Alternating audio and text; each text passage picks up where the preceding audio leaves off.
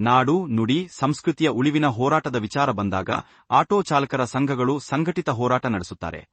ಇವರ ಕನ್ನಡ ಅಭಿಮಾನವನ್ನು ಎಲ್ಲರೂ ಬೆಳೆಸಿಕೊಳ್ಳಬೇಕು ಎಂದು ಖ್ಯಾತ ಉದ್ಯಮಿ ಹಳಿಯೂರು ಎಚ್.ಕೆ. ಮಧುಚಂದ್ರ ಹೇಳಿದರು.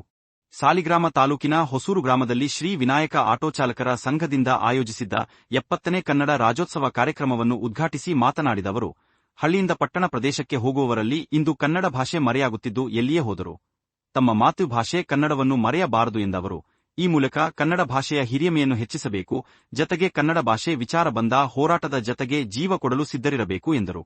ತಾಲೂಕು ಒಕ್ಕಲಿಗರ ಸಂಘದ ಉಪಾಧ್ಯಕ್ಷ ಹೊಸೂರು ಕುಚೇಲ ಅವರು ಮಾತನಾಡಿ, ಕರ್ನಾಟಕ ಏಕೀಕರಣದ ಹಿನ್ನೆಲೆಯಲ್ಲಿ ಮೈಸೂರು ಸಂಸ್ಥಾನದ ಹೆಸರು ತೆಗೆದು ಕರ್ನಾಟಕ ಎಂದು ನಾಮಕರಣ ಮಾಡಿ ಕನ್ನಡ ರಾಜ್ಯೋತ್ಸವಕ್ಕೆ ಅರ್ಥ ಕೊಟ್ಟ ಕೀರ್ತಿ ಮಾಜಿ ಮುಖ್ಯಮಂತ್ರಿ ದಿವಂಗತ ಡಿ. ದೇವರಾಜ ಅರಸು ಅವರಿಗೆ ಸಲ್ಲಿಸುತ್ತದೆ ಎಂದು ಅವರು, ಕನ್ನಡ ನಮ್ಮ ಹೃದಯದ ಭಾಷೆಯಾಗಿದ್ದು ಈ ರಾಜ್ಯೋತ್ಸವ ಆಚರಣೆಯನ್ನು 1 ತಿಂಗಳು ಆಚರಣೆ ಮಾಡಿದರು.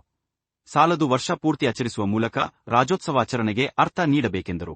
ಇದೇ ಸಂದರ್ಭದಲ್ಲಿ ಉದ್ಯಮಿ ಎಚ್.ಕೆ. ಮಧುಚಂದ್ರ ಅವರನ್ನು ಆಟೋ ನಿಲ್ದಾಣ ನಿರ್ಮಾಣಕ್ಕೆ ಆರ್ಥಿಕ ನೆರವು ನೀಡಿದ ಹಿನ್ನೆಲೆಯಲ್ಲಿ ಅಭಿನಂದಿಸಿ ಸನ್ಮಾನಿಸಿದರು.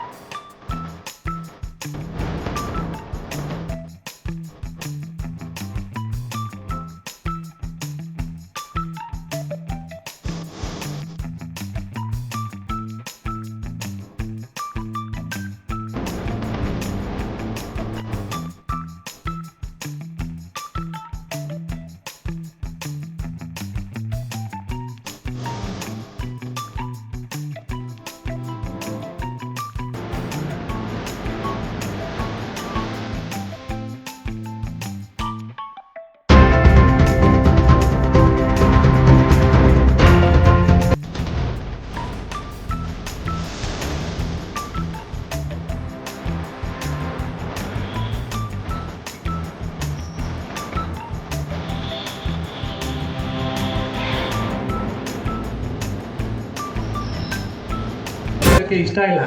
ಯಾಕೆ ಅಂದರೆ ಈಗ ತಾನೇ ಈ ಆಟೋ ನಿಲ್ದಾಣ ಉದ್ಘಾಟನೆ ಆಗಿದೆ.